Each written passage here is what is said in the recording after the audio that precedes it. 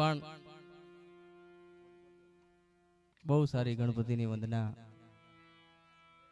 ખૂબ સારા ભજનો અને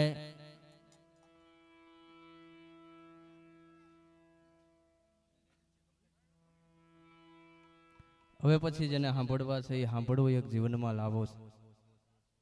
અમારે ભાઈ શ્રી મહેશભાઈ ગઢવી પૂરા ભગત એક સાધુનું આંગણું જાણી અને જેને એક હાજરી આપી છે એ બદલ આપણે એકવાર એમને જોરદાર તાલીઓના ગગડાટથી વધાવવા જોઈએ. કારણ કે સાધુ છે, સાધુ એ સાધુ છે. દશરથના દરબારમાં જુઓ તમે, ઇન્દ્ર જેવા પણ આશા કરતા હતા.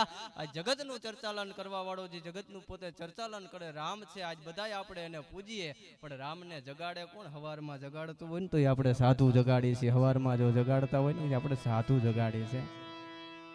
એનું મંદિર ખોલી અને પછી અગરબત્તી કરી, દીવા કરી, ગયે રામ બાપ જાય. હવે 5 વાગી ગયા છે, બપોરનો ટાણું હોય, પોતે કહે 12 વાગે, ગયે રામ જમી લે બાપ, 12 વાગી ગયા છે.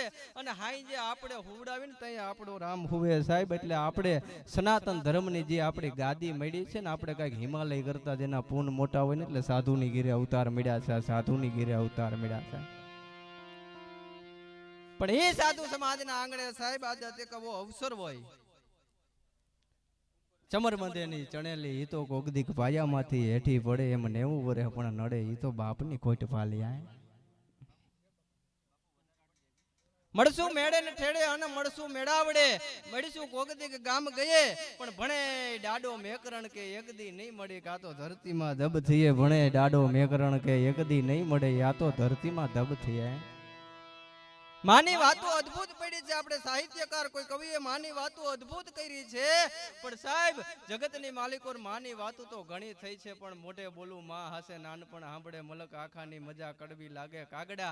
માની વાતો અદ્ભુત થઈ છે સાહેબ. માઈ માં વગડાના બીજા વાહ, પણ બાપ ઈ બાપ બાકી બધાય તાપે તાપ. બાપ ઈ બાપ બાકી તો બધાય તાપે તાપ.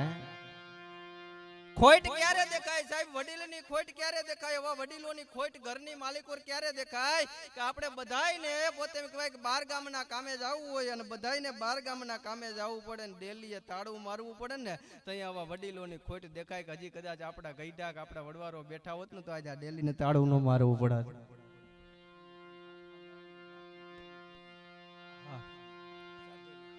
આપણે કોઈને જે બધાય બેઠા સાધુડા છે, કોઈને રામદેવજી મહારાજનો પાઠ શરૂ થઈ રહ્યો છે, કોઈને જાવું હોય તો જઈ શકે. બાપ ઈ બાપ બાકી બધાય તાપે તાપ સાહેબ. બાપને દીકરાનો અદ્ભુત પ્રેમ છે સાહેબ. બાપને દીકરીનો બહુ અદ્ભુત પ્રેમ છે.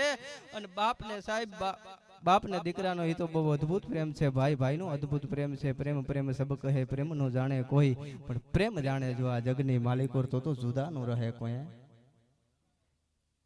એ સાહેબ સાધુ સમાજના આંગણે માલિકો આજે એક એવા બાપુની આવું કાર્ય હોય અને આપણે બધાય મળ્યા હોય. આજની રાત જે રઢિયારી રાત આપણે જે આનંદ કરવો છે, એમની પાછળ ભજન કરવો છે. હિન્દવા શાલિગ્રામ રામદેવ કળિયુગનો હડાળટ કળિયુગનો સાહેબ જેને દેવ કહી શકું તો રામદેવજી મહારાજ છે. પણ બહુ જ આજે ચર્ચા નથી કરવી, પાછું ભજનના દોર ઉપર પડવું છે. ગળતી રાત છે, ગળતી રાતના ભજનિયા. કારણ કે રાત ટૂંકી અને વેજ આજા આપણે સૌરાષ્ટ્ર કચ્છ કાઠિયાવાડ ગુજરાતની માલિકો જેનું નામ છે એવા મહેશદાન ગઢવીને હું રજૂઆત કરું. આપણે મોજ એવા ભજનિયા લઈ તમારી સમત આવે.